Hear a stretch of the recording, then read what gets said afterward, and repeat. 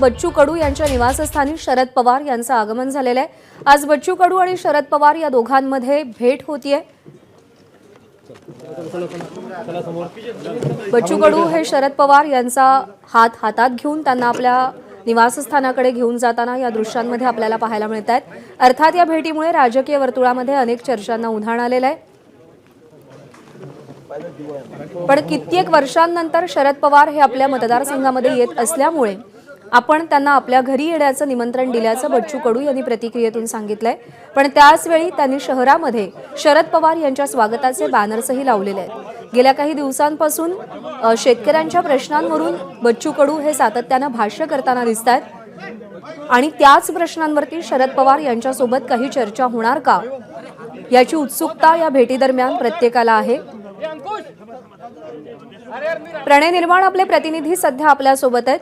प्रणय, राजकीय दृष्ट्या आणि सामाजिक दृष्ट्या या दोन नेत्यांमधली भेट सध्या कशी महत्त्वाची?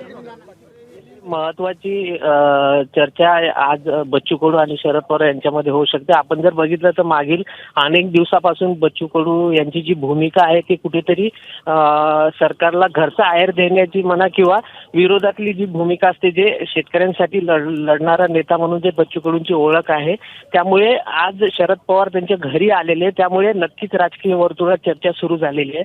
शरद पवार आणि बच्चू कडू यांच्या भेटीमुळे राजकीय वर्तुळात सुद्धा विविध चर्चा आता सुरू झालेल्या आहे। आता शरद पवार आणि बच्चू कडू यांच्या घरामध्ये आता बंद खोलीमध्ये काय चर्चा होईल आणि त्यानंतर बच्चू कडू काय भूमिका घेणार याकडे आता सर्वांचे लक्ष लागलेले आहे। प्रज्ञा।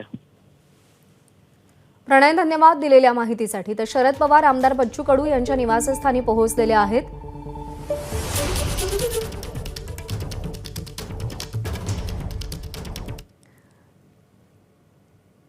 तर शरद पवार बच्चू कडू यांच्या निवासस्थानी पोहोचलेले आहेत। या भेटी दरम्यान नेमकी काय चर्चा होते याची उत्सुकता असेल। एबीपी माझा, उघडा डोळे बघा नीट।